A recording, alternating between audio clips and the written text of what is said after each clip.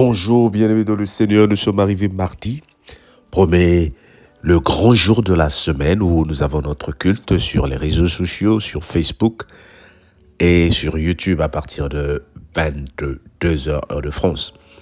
Ce soir, nous sommes en train de commencer un nouveau thème que le Seigneur nous donne, un très bon thème, les piliers d'une cellule de prière à la gloire de Dieu. Les piliers, ce sont des grands poteaux que tu vois soutenir les maisons. Cette cellule, ça fait 13 ans jour pour jour qu'elle existe. 10 ans jour pour jour qu'elle existe. Il y a d'autres cellules qui tiennent 6 mois. Il y en a qui tiennent 20 ans. Et nous voulons ensemble comprendre pourquoi et qu'est-ce qui fait qu'une cellule existe. Qu'est-ce qui fait qu'une cellule reste longtemps? On appelle ça les piliers. Et nous avons identifié 7 piliers que nous allons développer pendant 7 mardis. Dieu te bénira, Dieu me bénira. Je t'invite à être connecté ce soir. Ne manque pas. Nous allons prier ensemble pour la fin de l'année qui arrive aussi. Entre-temps, nous sommes en train de continuer le livre de Daniel. Dis avec moi, j'ai ma Bible. Nous prenons Daniel, le chapitre 7. Nous y lisons du verset 1 jusqu'au verset 10. La première année de Belshazzar, roi de Babylone, Daniel eut un songe et des visions de son esprit pendant qu'il était sur sa couche. Ensuite, il écrivit le songe et raconta les principales choses. Daniel commença et dit, « Je regardais pendant ma vision nocturne, et voici les 4 vents des cieux firent irruption sur la grande mer. Et 4 grands animaux sortirent de la mer, différents l'un de l'autre. Le premier était semblable à un lion et avait des ailes d'aigle. Je regardais jusqu'au moment où ses ailes furent arrachées. Ses ailes furent arrachées. Il fut enlevé de terre et mis debout sur les pieds comme un homme, et un cœur d'homme lui fut donné. Et voici un second animal était semblable à un ours, et se tenait sur un côté. Il avait 3 côtes dans la gueule, entre les dents, et on lui disait, lève-toi, mange beaucoup de chair. Après cela, je regardai, et voici un autre était semblable à un léopard, et avait sur le dos 4 ailes comme un oiseau. Cet animal avait 4 têtes, et la domination lui fut donnée. Après cela, je regardais pendant mes visions nocturnes, et voici, il y avait une vision nocturne, et voici, il y avait un 4e animal terrible, épouvantable et extraordinairement fort. Il avait de grandes dents de fer, il mangeait, brisait et foulait aux pieds ce qui restait, et il était différent de tous les animaux précédents. Il avait 10 cornes. Je considérais les cornes, et voici une autre petite corne sortie du milieu d'elle. Et les 3 des premières cornes furent arrachées devant cette corne.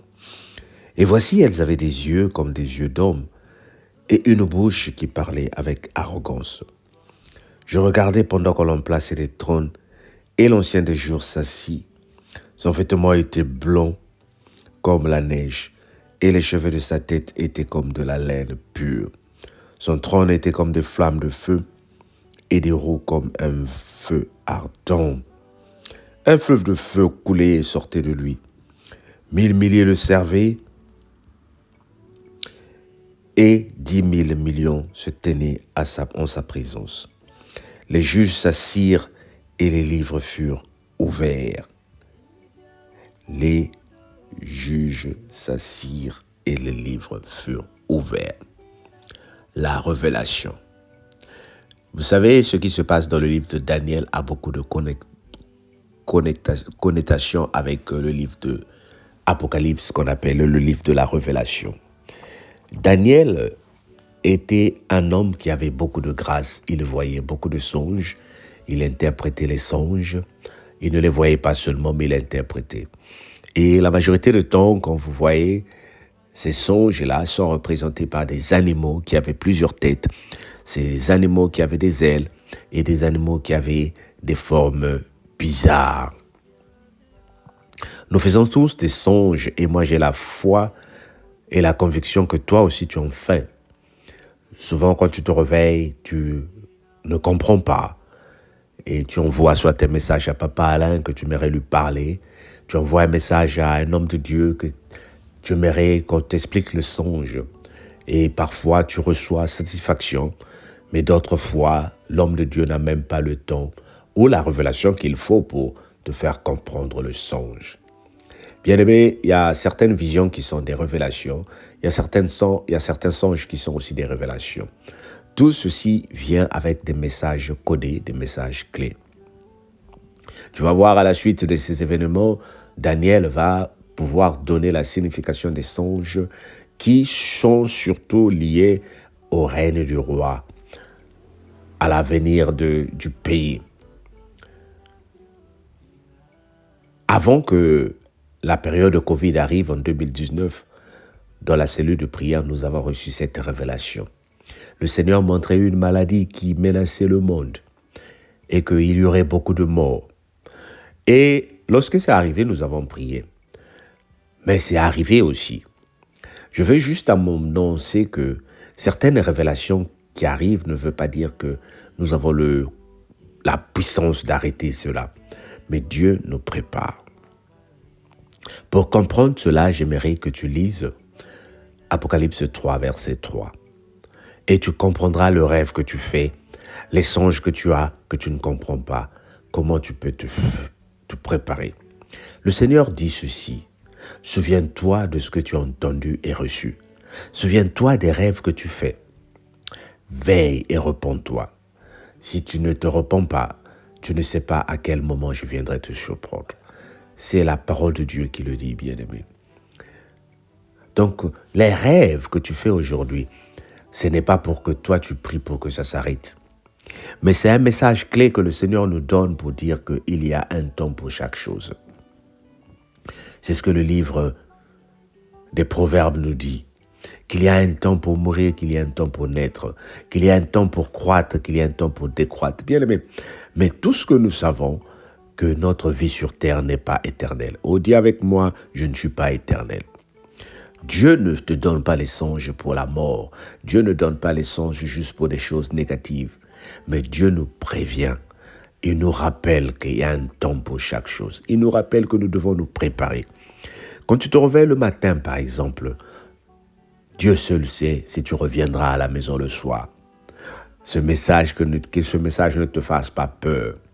Dieu seul sait qu'est-ce qui va se passer lorsque tu vas au lit. Il y a des gens qui se disent, vendredi le 13, c'est un jour maudit, moi je ne sors pas. Mais nous avons vu des gens qui sont restés dans la maison a brûlé. Il y a des gens qui se disent que les temps sont mauvais, je me retire dans un coin. Nous avons vu des gens qui se sont retirés dans un coin, qui ont connu aussi le tremblement de terre. Donc, où iras-tu pour te cacher loin de Dieu? Où irai-je pour se cacher devant sa face? Tout ce que le Seigneur me demande, c'est d'être prêt, quel que soit où je suis. Quelle que soit la nature du songe que tu as fait, que tu ne comprends pas, bien-aimé, fais seulement cette prière. Seigneur, que cette révélation que tu me donnes soit une révélation qui me prépare, qui prépare ma famille, qui prépare mon pays, qui prépare mon avenir. Seigneur, aide-moi à comprendre et à mettre en pratique ta parole. Que le Seigneur te bénisse, bien-aimé, et sois béni. Amen. On se dit à ce soir. N'oublie pas, ce soir, c'est le grand culte. Sois béni, sois connecté. N'attends pas que personne t'envoie le lien. Toi, normalement, c'est toi qui dois être avec moi des acteurs à l'évangélisation. Oh, dis avec moi, j'évangélise. Sois béni. On se dit à ce soir ou à demain. Bye bye.